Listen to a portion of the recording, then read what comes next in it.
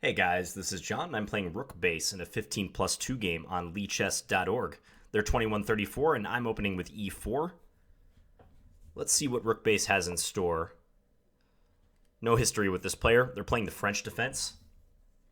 I'm going to play the King's Indian attack against the French in the style of Bobby Fischer. I used to study a lot of Fischer's games in this line, and he had some highly impressive attacking victories. I recall one against a player with a very complicated name. Mieg Masserin, I want to say it is. Mieg Masserin is the player, and it's like a textbook King's Indian attack game from the white perspective. Now, this is not an opening that white usually plays aspiring for an opening at advantage, but you often can guide the game into schemes that are comfortable for you, and if you're lucky, you can get a kingside attack as well. As the name suggests, it's directed towards the opponent's king in some of the main lines, just like the King's Indian defense, which black hopes to attack white's king in that opening. So black can play c5. They can also play, just developing move, knight f6. I'll play knight gf3. And the plan for white is g3, bishop g2, and castles. We're going to keep the tension between the e4 and the d5 pawns for now.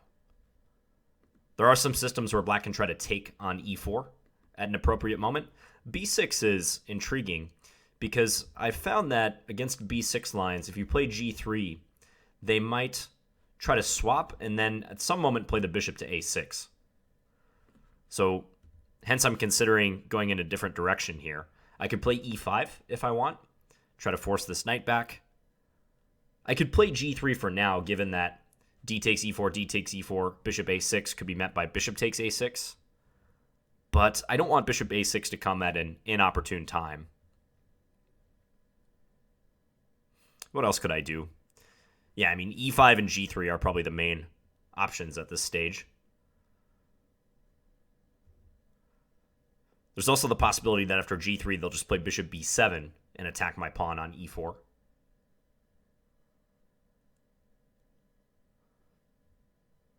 Probably not the end of the world. Let's say g3, bishop b7, e5, knight fd7, bishop g2. I think that should be reasonable. Okay, let's play g3. We'll proceed as planned. RookBase says, good luck, I am Shrayan. This is a player who actually is on Chessable as well, and they published a couple of repertoires on there. So hello to you, Shrayan. Watches my videos. Nice to get a game in with you. Okay, so let's take. That explains it, because he actually published a repertoire on the French defense. It's all coming together now. I see. Okay. So he plays the bishop here. You know what I'm thinking about doing is giving a check here, so as to try to disrupt black's development, and then even play queen e2 as a way to prop up this pawn. That looks intriguing, so I think I'm going to give it a shot. So just a check to try to mess with black's play. Well, Shrayan, I'll be very interested to hear your comments on this, so please let us know in the comment section on YouTube what you think about this game after it's played.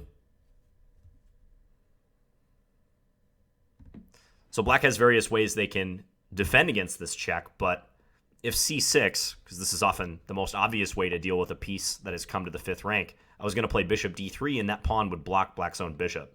So hence black prefers this move. Now, I could try to play knight e5 and pile up against this knight, but I'm thinking queen e2 is more appropriate. Queen e2 followed by castling. I could also castle right here, but for some reason queen e2 is the move that jumps out at me. Yeah, let's just play this one. e5 also could have been considered.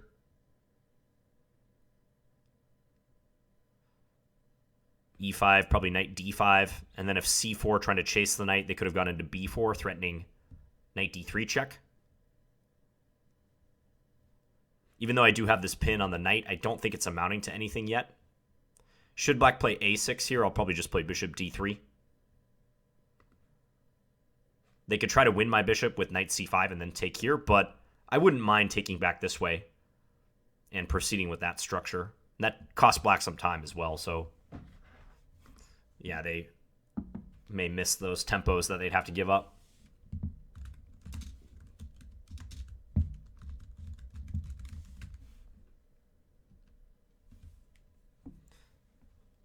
Still, though, I think a6 should be at the top of black's list as far as moves they would consider here. a6, bishop d3, knight c5, let's say castles, knight takes d3, c takes d3.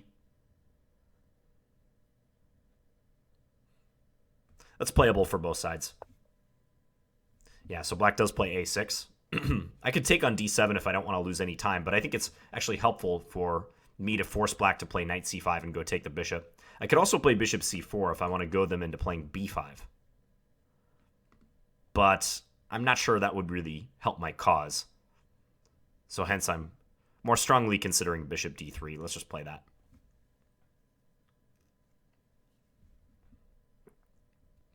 I just got done playing Titled Tuesday on chess.com. If you haven't seen that video, you might want to go check that out. I had some very interesting games throughout the course of the tournament. I ended up playing Dmitry Andreikin from Russia. So that's by far the highest rated player I played in Blitz. And in any time in my recent memory. So that was quite the thrill. Okay, let's just castle. Pre-move this capture should black decide to swap on d3. You could argue that this knight is holding the bishop hostage, however, so RookBase may try not to take. He might prefer some developing move like bishop e7 as he does here. Now, I'm thinking about playing knight c4, trying to go bishop f4 and maybe get my rook over to d1.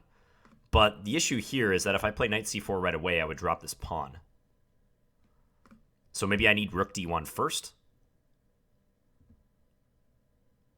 Perhaps that's the better way to play this.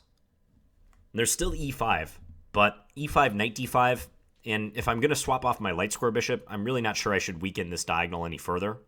Let's start with rook d1. This looks sensible.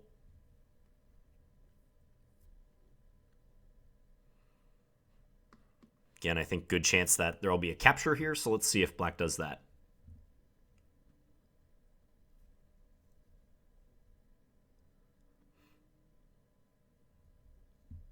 If castles instead, I would think about moving this knight to either c4 or b3. Probably c4 if I were to move it, because then, even though my e4 pawn would be lacking one defender, black could not take on e4 because I would be taking with the bishop with a discovery on their queen. So that line would be castles, knight c4, and then let's say knight c takes e4. I could play bishop takes, and I'd be hitting that queen there. So there is some use to rook d1, opposing black's queen on d8.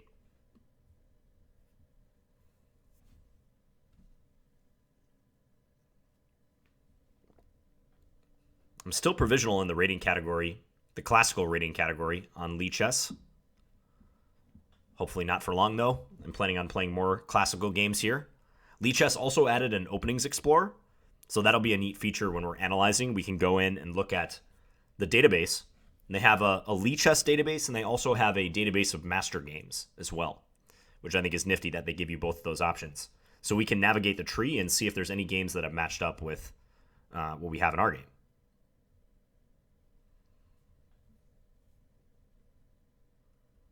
Black's taking a little time. I'm not sure there's too much to think about quite yet. I mean, I would probably play knight takes d3 without a whole lot of thought. But castles, I suppose, does deserve attention. The thing is, they might be so close in value that you probably shouldn't waste like a minute or more deciding between the two. Better to save that time for later. And he does castle. Okay, so here's where I was thinking about that knight c4 move.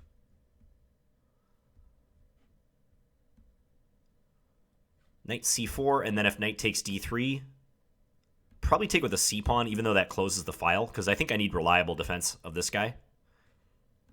I'm half tempted to move this bishop away right now, play bishop c4, because he can't take on e4 for the same reason as before. I would take with a discovery. But I wonder if, like, say bishop c4, if he just goes queen to c8. I wonder what I'm really gaining there. I guess I could play e5 then, though, and try to use my space edge. But this makes me nervous. If my pawn was back on g2, I might more seriously consider that plan, but Any plan involving e5 is going to unleash the beast here on b7.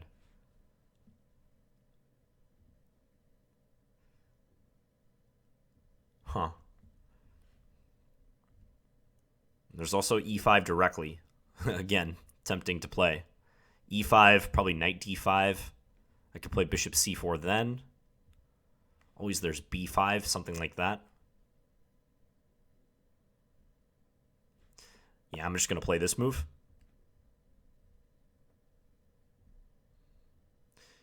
And if takes, again, play pawn takes. No, he moves the queen away. Okay, so he's being persistent and not capturing this bishop on d3. It's an interesting approach. So maybe here he's trying to prove that this pawn is weak.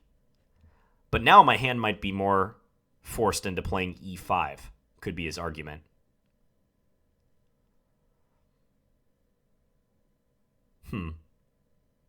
Yeah, that's clever. Queen e8. I don't know why I thought knight takes d3 was so necessary here, but he just moves it away. Okay. So now I'm back to looking at e5 again. I do like the fact that his queen is on e8, but maybe that means he could come over to c6 at some stage. I can play kind of the wonky looking knight f to d2 defending this pawn, although something about that just seems wrong. Maybe bishop f4. This move also crossing my mind to try to go after this pawn. But I feel like e4 is more valuable than c7. So I may not want to tempt fate in that regard. e5. e5 is really weakening on that diagonal.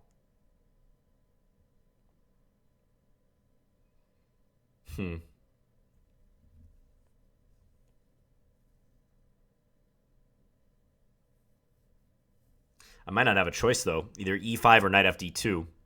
Otherwise, how to defend e4? If I play b4, that would just encourage them to take. So that can't possibly work.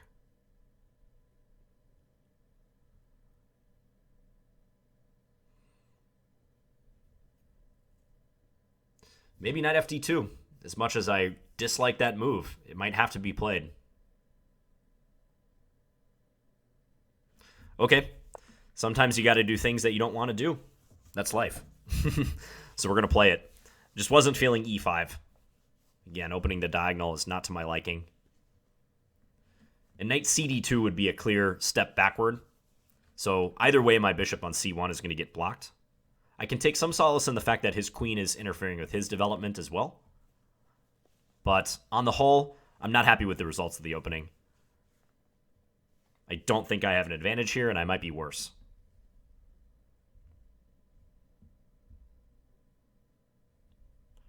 We're roughly even on time. White ahead by a little bit. I'm going to pre-move this again, just in the case that he takes.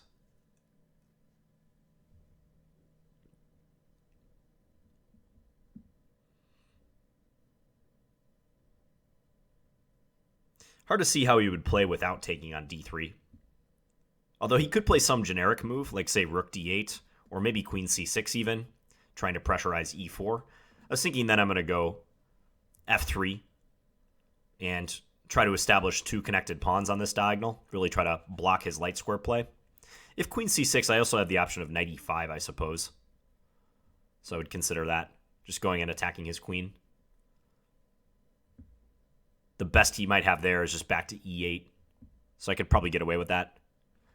Maybe he could go queen c6, knight e5, queen a4. Odd-looking move, but that pressurizes e4.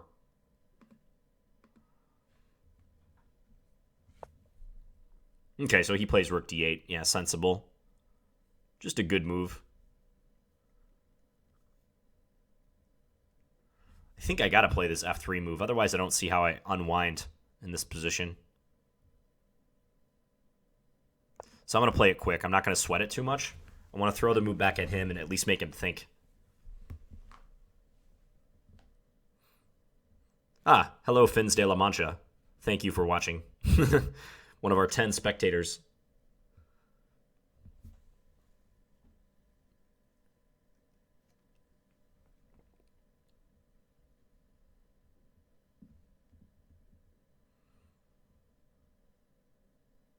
So what to do now for black? Again, I think it's a little tough to play the position without taking the bishop. Because next I can move this knight. This knight is no longer bound to the defense of e4. So next I may play knight b3 or maybe knight f1. Try to get my dark square bishop in the game. So I'm starting to unwind.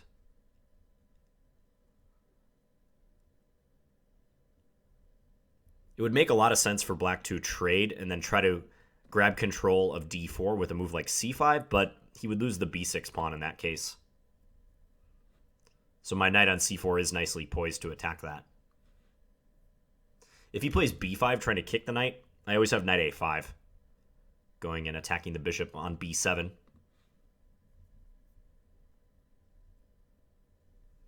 He's thinking a lot here.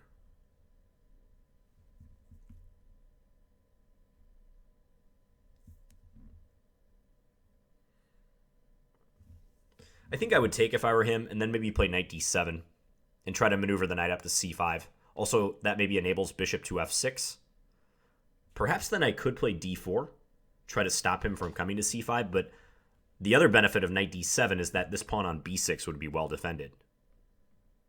So I bet one of his best plans is connected with trying to make this knight a more useful piece and trying to direct it to d7 where it could cover b6 and have chances to jump to c5 or maybe even e5 at some stage.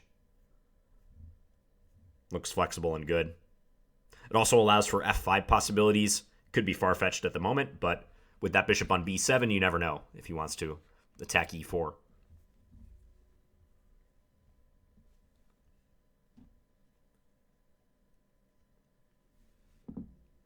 I think in this line, white has to be more open to playing e5 if they want to emerge from the opening with a decent position.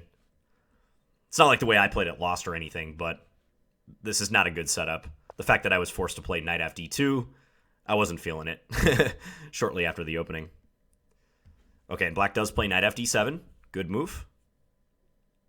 So knight b3. Go and challenge this guy on c5. Probably better than knight f1. I think I have to make a knight move. And knight b3 looks more constructive at least. But the thing about sending the knight to b3, where is it going next? Like, say he takes on d3, and I take with my pawn, and then plays c5. Like, that knight could just be kind of stuck here, couldn't it?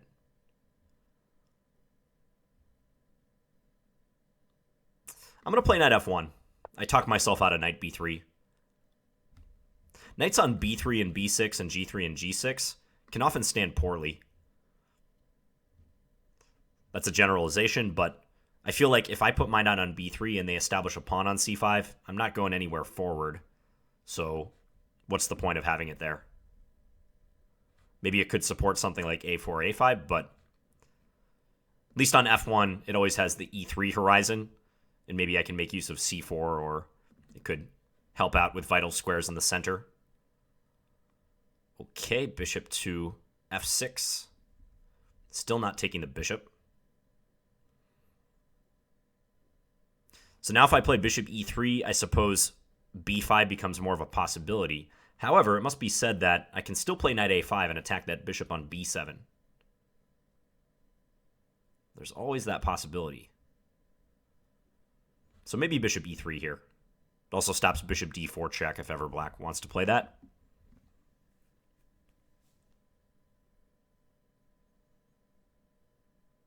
Looks okay. Let's do it. Also, if knight takes d3, c takes d3, my queen even participates in the defense over here. 7 minutes to Shrayan's less than 5 minutes. There is that 2-second increment, though. So we're trying to win on position, or play on position. Queen e7, that's a good move.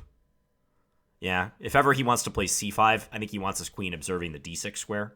So I think that's smart. I'd like to play for b4 if I could. Maybe rook b1, looking to play b4, knight takes d3, pawn takes d3.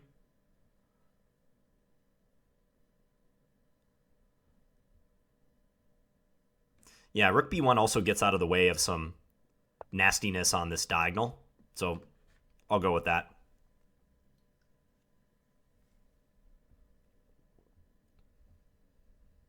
This is funny. I thought he would capture that light square bishop way back, like, 8 or 9 moves ago, and he's still persisting and keeping his knight on c5. I admire your patience, Shrayan.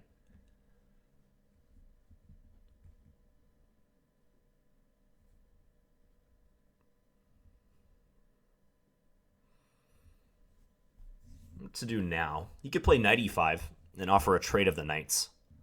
But then we're getting into situations where I may consider like trading on e5 and then playing the bishop to c4. I'm still worried about b5. But if he waits too long, this bishop might move away. I'm not sure what I'm going to do with this piece. It's probably just going to be sitting there until I can bring it up to e3, which entails moving this bishop, of course. I don't envision this knight going back to d2 anytime soon. Maybe if b6 is weak and this knight was no longer here, I might send it up to c4 as a replacement. But it very much depends. Okay, so knight e5. Yeah, he's going to offer a trade of knights, which I probably have to take. I don't think I can logically avoid this trade. I could trade and then play f4, but that weakens the diagonal even further. I could trade and play that bishop c4 move I was discussing. He's probably going to play b5 in that case.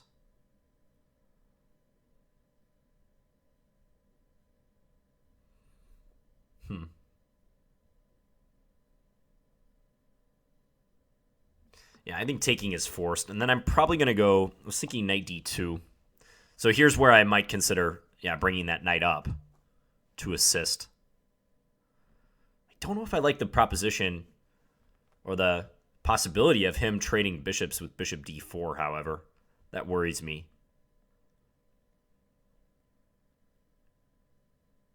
Like now he really might take and then play c5 and just try to hammer me on the d4 square. What am I doing about that?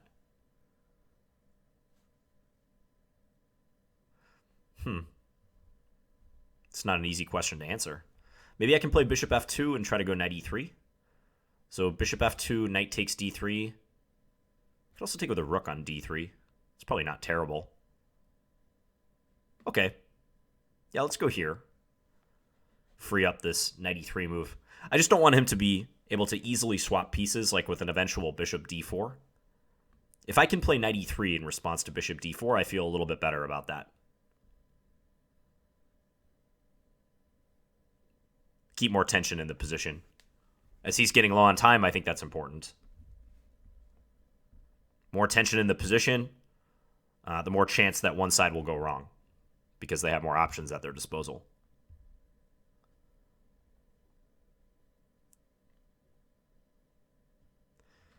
I think if they take on d3, I probably will take with the rook. And then if rook takes d3, queen takes d3, rook d8, maybe queen c4 then. Black has the two bishops and the file, but I have my play as well. I'm probably a little bit worse there, but it's not fatal. Knight a4. I thought briefly about that, but I always thought I could just play c3 if they played this move. I mean, bishop takes c3. I guess I could play queen c2. I'm not really worried about bishop takes c3.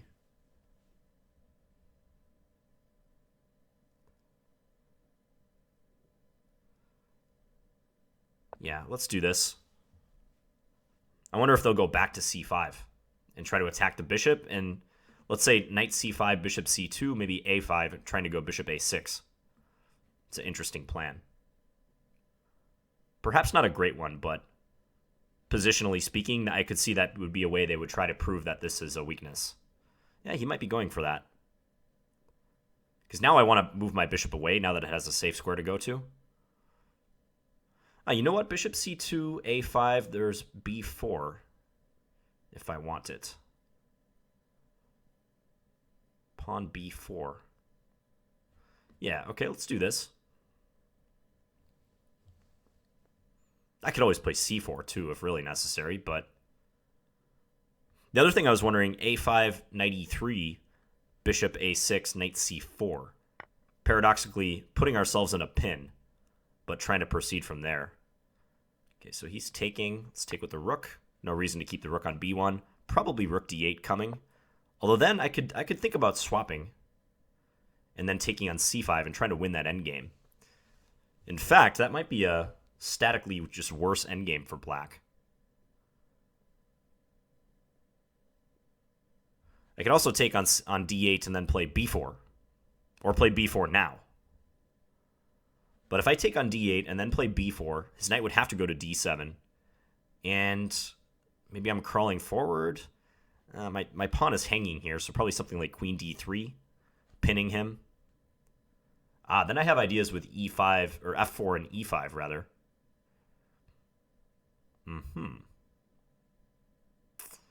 Very intriguing. Okay, I'm going to take, first of all,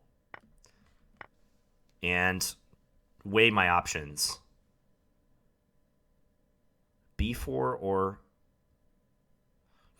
even f4 comes to mind immediately here. Probably b4 is a bit more veiled, though. b4, because knight d7, queen d3, he's going to want to get out of that pin.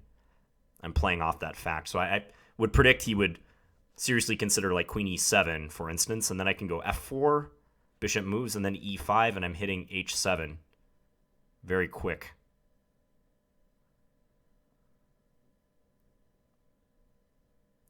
Bishop takes c5 was my original intention here. That would be playing for more of an endgame win. Okay, let's choose the more aggressive line. We'll see how he defends. You know what he could do? He could play after queen d3 the move bishop d6. I can play f4 then, but I should have seen that. Okay, let's do this. I think he's got to play bishop d6 here. I guess he could play g6 as well. What's wrong with that? Okay, here e5 is very tempting, but he can take with his knight, can't he? e5, knight takes, queen takes h7, and he's going to get away. King f8, queen h8, king e7. We can swap queens, but nothing really doing there. So f4 probably. Yeah, let's go f4. Trying to squeeze him in the endgame. Maybe play e5, establish a space advantage. Proceed from there. Here I can play e5, threatening h7. I can also trade on d8 right away, but I think I'd rather play e5 and establish that space edge. Let's do that. He's got to trade now on d3, otherwise we're crashing through on h7. So he's going to trade and then drop the bishop back, most likely. And then I'll try to activate this knight, bring up this piece, and continue the squeezing if possible. Bishop e7. Okay, let's do this. So we're playing kind of a 2-minute endgame now. Maybe that bishop takes c5 line was stronger, but we can't worry about that too much now. We've got an endgame to win. Okay, a3, or maybe just bring the king up a little bit. He could try to play for f6, but I don't know if he wants to. Let's bring the king over for now. I'm just going to wait. Not entirely sure how I want to treat this. Okay, he's going to play that move. Interesting. I was wondering if he was going to do that, because this will weaken his structure slightly. So let's take. See which way he recaptures. You can take with a bishop. Attacking this pawn. That's a little bit annoying. For some reason, I didn't anticipate the bishop capture. If c4, there's bishop c3. So do I really have to play knight b1 here? It's kind of an ugly move. But maybe I have to. I could play bishop e4. Bishop e4, he can take on c3, however. Take b7, takes here. Yeah, that's not leading to anything.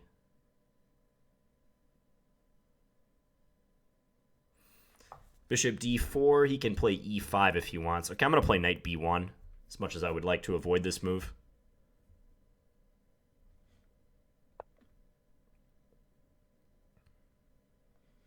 Yeah, sort of a misplayed endgame by me so far. If f5 e4 looks slightly annoying. So maybe I should play bishop e3. I'm going to do that. So if he takes, I can take with the bishop. Should be roughly even, though. Yeah, you can play bishop e5 here, look for a trade. I'll probably bring the bishop back to e3. I'm going to have a slight space advantage on the queen side, but I really don't think it's going to amount to anything. Let's do this. So my knight is tied down to this pawn. Very annoying. And he's planning to bring his knight up. Let's go here. So if knight e5, I'll play bishop e2. Guard the g4 square. If bishop d5, I can play a3. So the position is maybe becoming a little locked down here. Okay, let's just do this.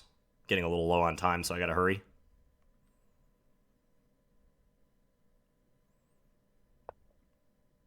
c4 would be like a microscopic advantage, so I'll try it. Just to see how he reacts. But I think swapping and... I mean, he'll have a weakness on a6, but not a big deal. Maybe he doesn't want to wander too far away from these pawns, though. Okay, let's just position our bishop here. He offered a draw, but I think I'm going to play on just a little bit. I want to see how he defends this. Because it is marginally better for white. Like, it's not much we're working with here, but it's something. Like, if he moves his king away, I always have bishop g7 as an option.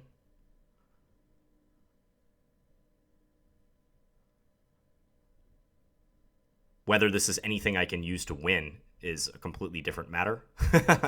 But I can try.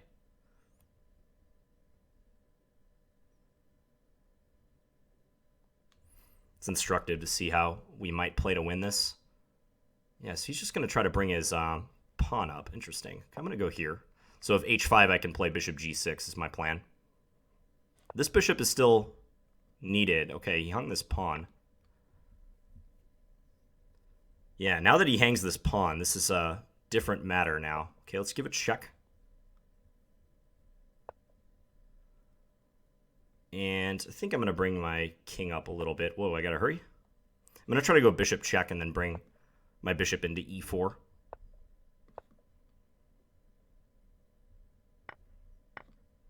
He's agreeing to this swap. Okay, now I'm going to try for bishop f4. Because if I get this trade in, this has got to be winning. So he's got to play bishop down here, I think. But then I can take c7 and push the pawn. That also, I think, is winning. Yeah, so let's take.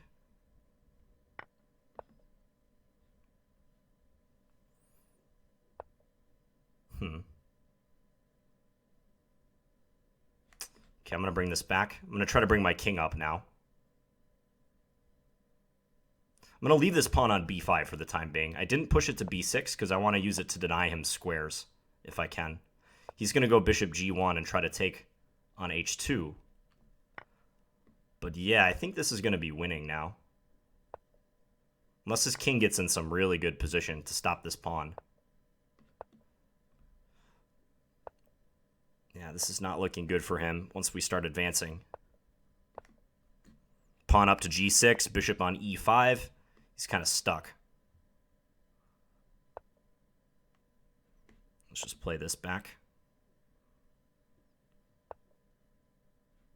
Improve our king. At some point he'll go and attack. Oh, I shouldn't have done that. But okay, I think this is going to win regardless.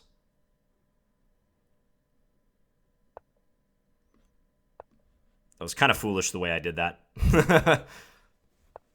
Should not have played it this way, but this is going to cost his bishop. Maybe he could have played king e6 there. And now we just bring our king back over. And eventually win the game. Let's play this. There's no issues with like wrong color bishop because he is, it's not an h-pawn. So king g8, king g6, We're going to get into the h7 square.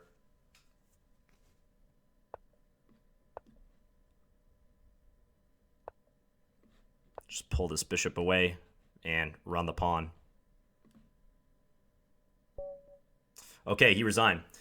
So the moment that he offered the draw, the position was close to equal. But I think, you can't underestimate one side's chances to grind out a victory just based on like a small difference in the position like this, because I've seen endgames won by things even smaller than this at a very high level as well.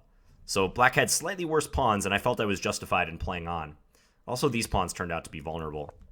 I think the move that really gave it away was bishop f3.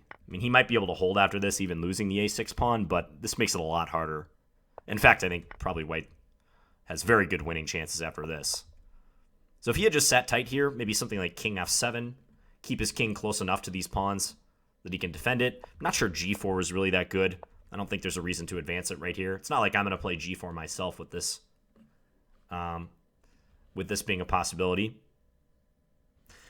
I don't like the way I played the first half of this game. I think, as I was describing, I ran into difficulties out of the opening. I played natural moves, but this whole bishop b5, bishop back to d3 operation didn't yield the results I would have liked it to. And I was lamenting the fact that I had to play knight fd2. This is a backwards move that messes with my coordination. I would much have preferred to get this bishop out and then play knight fd2 if necessary, but I think I had to do it here because of the attack on e4. Possibly later, given that that whole queen d3 idea led to, at best, equality, I guess, maybe I should have played bishop takes c5, as I mentioned right away here. So taking this knight, pawn takes, and trying to grind out a win against this structure. Black would have the two bishops, but if I could trade, for instance, the light square bishops at some point, that would be a very nice endgame for white with the knight. So let's go to the analysis board and take a look. Go back to the beginning.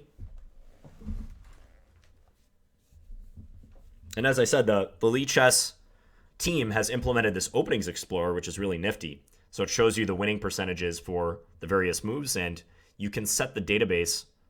I have it set on the Masters database, but you can look at the games that have been played on Elite Chess or in this 2 million game database that I believe Tony Rowe curated for Elite Chess. So I'm just waiting for the computer analysis. I guess I can go through the opening moves while we wait. So this is the King's Indian attack. Now, a lot of times black does play c5, and white gets to go g3 and bishop g2. And there's that Fischer-Miag-Massarin game I was telling you about, where white won in model fashion.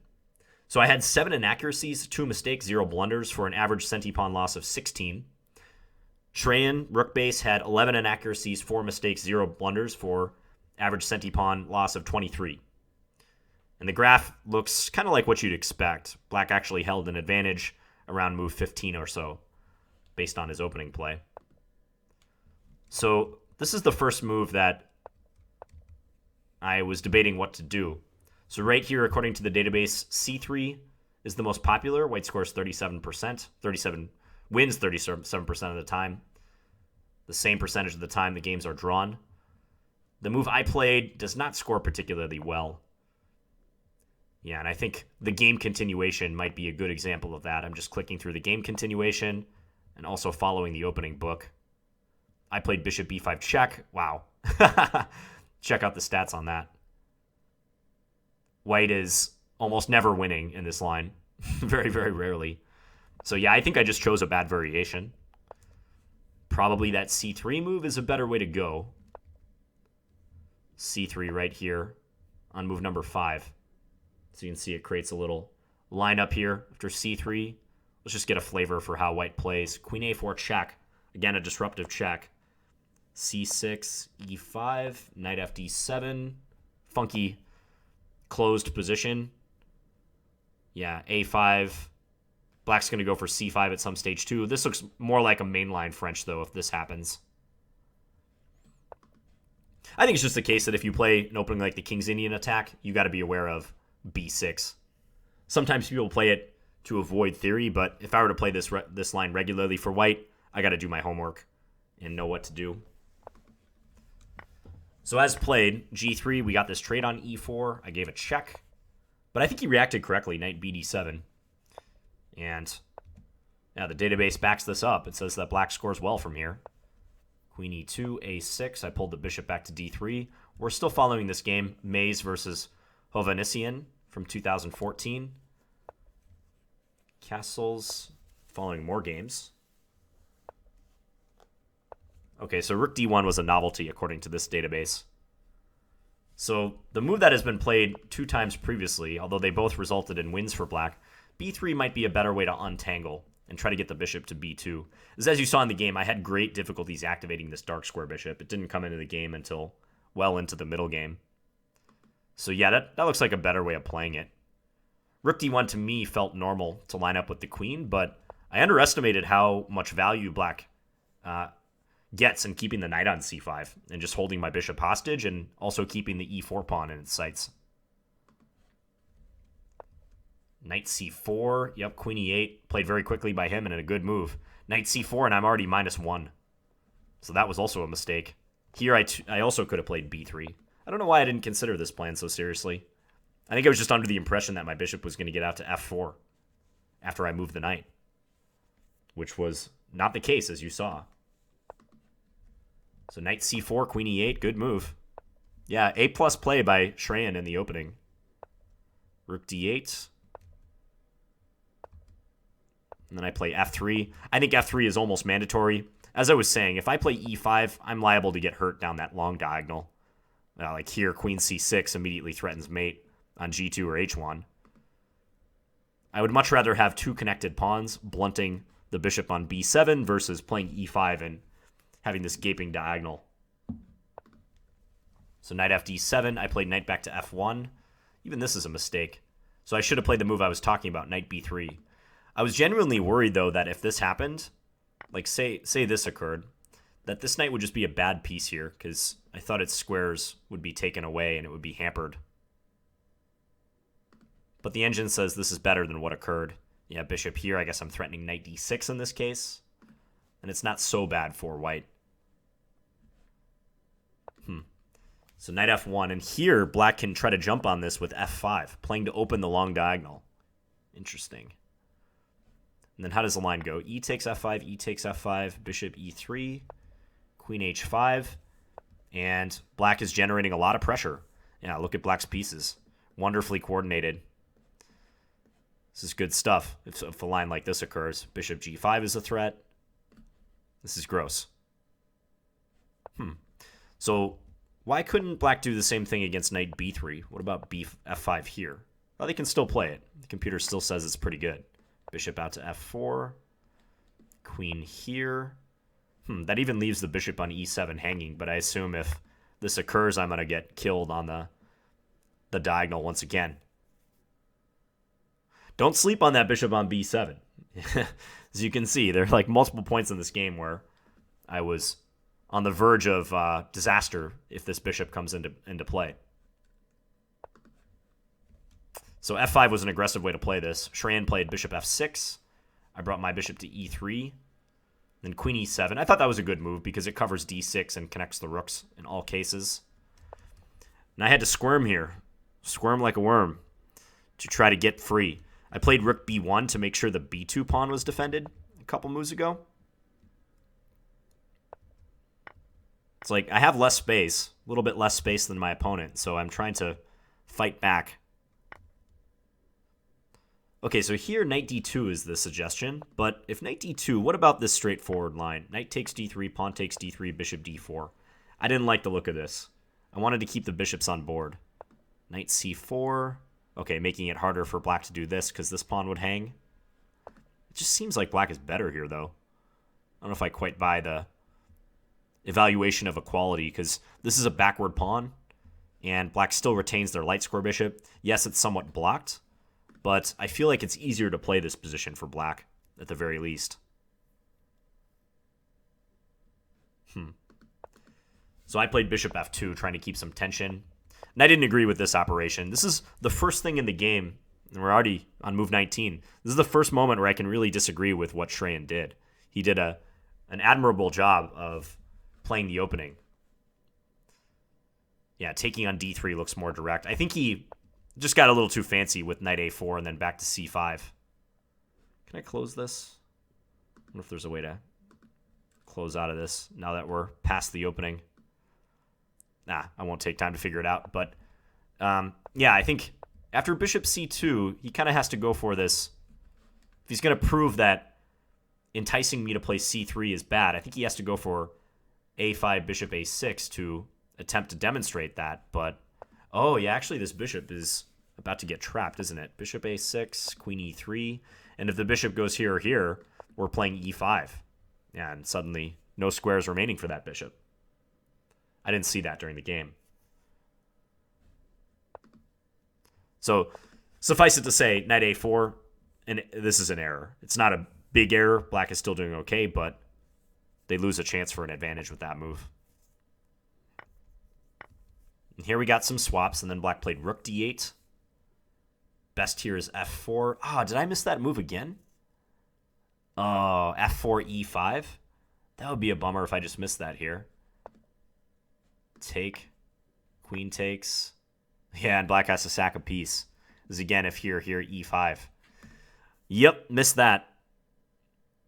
It didn't click in my head that the bishop is going to have a lot less room to operate if the queen is blocking its escape to e7 from either d6 or f6.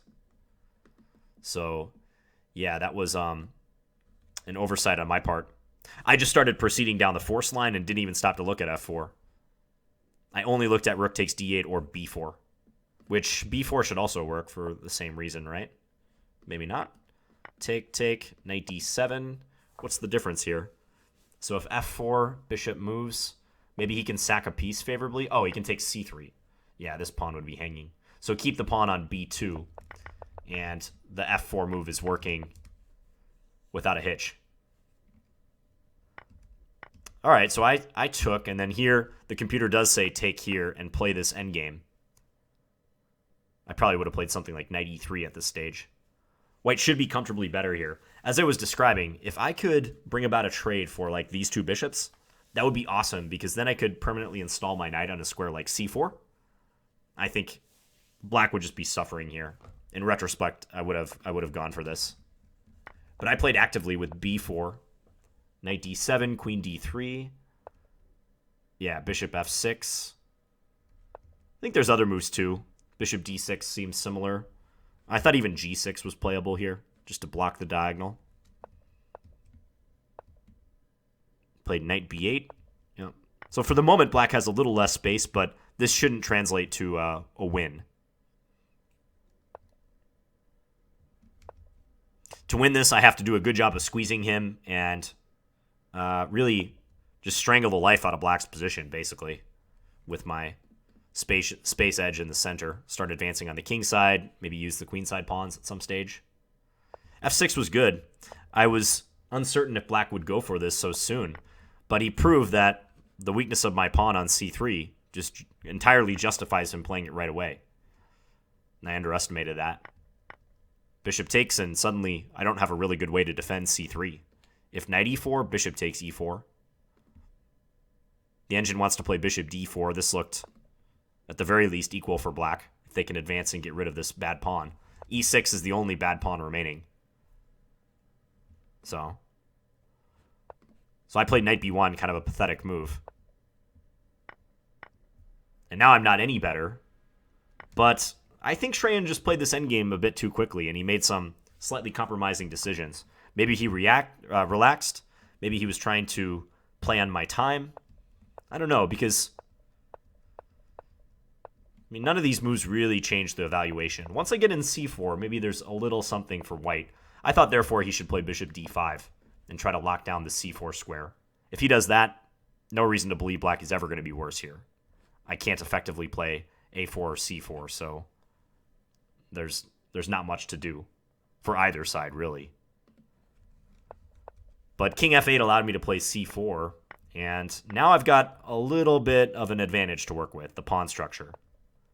And even if I was playing like a grandmaster over the board, I'd probably decline their draw for here because white has absolutely no risk of losing. And I can just press and see if that pawn structure advantage will pan out. Yeah, so here, g5 seems all right. I mean, I'm tempted to say black should just keep the pawn on g7 so it's always defended by his king. But I'm going to start walking up. If I could somehow attack a6, I mean, I kind of wonder if I could do this and then go attack a6. But he maybe wants g5 so that he can create counterplay with these kingside pawns should the opportunity arise, like h5, h4. So I don't think I can fault g5 so much. Here I just brought up my king. This move I didn't like, and I was saying that immediately after the game before he added the engine, that this seems suspect to me. I think his pawn is just in danger of being overextended. As it stands now, the base of his chain is on h6, but after g4, now he has 2 pawns that need defense. And if this pawn advances to h5, well, he has a mini chain. That's all well and good, but if I can go attack the h5 pawn, he's going to be hard-pressed to defend it. And it's getting further away from his king, which I would think is the prime defender of that little pawn structure. Okay, so the computer says just play bishop e3 right away here, but I didn't want to allow king g7. And then go bishop f4. Interesting. So the engine actually wants to try to bring about this exchange just right away. King g6, check. Try to force the king away. Bring our king up. Yeah, even this looks tough to hold for black. What if he plays h5? I'm getting this up here. King g6, check. My king is active, and this bishop constantly has to babysit the a-pawn, and he can't ever get rid of that weak a-pawn, so I just take it. Yeah, Shrayan is talking in the chat here. He said, Finns is an excellent endgame player. I knew I had no chance on the endgame against Finns. See, Shrayan, that's the wrong attitude. You shouldn't think like that. You played a good game. The opening is just one phase of the game, and I mean, there's nothing that indicates that it, to me, would indicate from your play that you would just collapse in the endgame. So I think you were selling yourself a little short. I mean, let's put it this way: if you had that endgame, let's say right here, if you had this endgame against someone your own rating or even slightly higher, would you feel unconfident about playing it? I think you might have been a little intimidated by my rating and such, which I know is, you never really get rid of that. Like, even when I play GMs, I get intimidated. But don't downplay your own skills just because of who you're facing. You played a good game up to this point. You have every right to draw this game and possibly even play for an advantage if I mess up. I'm already going backwards with knight b1. So going to this double bishop endgame, yeah, g4 might be the move that really causes problems. I think already before here there's been some damage, but g4 might put it over the edge. So I played bishop d3. I was just trying to cut off his king and maybe introduce bishop f5 in some circumstances, or bishop g6 I think I was mainly going for if h5. It's a little prophylactic move. Yeah, and here he just blundered the a6 pawn. So it's still only a little less than a half pawn advantage. So king f7. Yeah, covering g6. How would I play to win this? I mean, I'd like to trade the dark square bishops at some point if I could, so this plan of going bishop here and here is tempting. What about that? Here, say he advances. Yeah, like this would be similar to that line we just analyzed, where if a bishop trade were to occur, I could conceivably bring my king here or bring it up here. I'd have to try to tame these pawns first, though. If h4, probably bishop here. And now if he brings the bishop into f3, probably this. Go after the a-pawn. Seems like black might have to defend a pawn down position at some stage. He's maybe still drawing, though. We're not going to do an exhaustive analysis of that. But problem after bishop f3 is he's lost a very valuable pawn, and he has nothing to show for it. Like, he wasn't able to puncture a hole in my structure or anything or create a weakness. I was very low on time at this stage, though. I was trying to trade pieces. And once I'm able to bring about the trade of this dark square, or offer the trade of the dark square bishops, forcing this bishop away from c7, I think is just winning. Yeah, the engine says play a4 here, but I think this was winning as played, unless I'm really missing something big. Bishop f4 I think is good because here my bishop and my pawn control some key squares, c6 and c7. If king here, then I'm going to have time to go win this pawn and then win g4. Let's play out that line. King c8, king f5, king b7, king g5. Okay, king b6 going up to attack. Yeah, this is just going to be winning, these two pawns. Connected pawns, and black's king is very far away as well. So as played, he played bishop c5, and I invaded. The only thing I disliked is that I let his king get a little close once I split up these pawns. I was taking my sweet time, but I should probably just push this pawn to g6. Which, if I had done that, then he's completely blocked off here. And my bishop does a great job of influencing matters on both wings. And I can just walk over, push my pawn. This is how you would win such a position with two pawns extra. You would force your opponent to give up their piece on that side of the board because black's defenses are split. He needs his king to defend the g-pawn and his bishop to defend the b-pawn. You're never going to be able to evict the king from in front of the g-pawn. It's on a light square, and I don't have a piece that could push it out of a light square. But I can make him part with his bishop eventually, and that's what I did. I guess the way I did it is fine too, but I was kind of kicking myself for potentially allowing his king up to g6. Yeah, this is winning. Even if he plays king e6, it's not going to change anything. Say king f5, push. Bishop's got to come back. I think even just king up here and promote is fine. And we soon won the game. So, very interesting game against RookBase, a.k.a. Shrayan. And as I was describing, I think he played a great game overall. Did well out of the opening, was putting the pressure on me in the early middle game. I think black started to go astray with this knight a4 operation.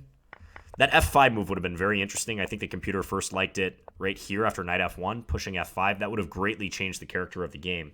And it is consistent with having a fianchettoed bishop, using a pawn on the other wing to try to pressure a key point.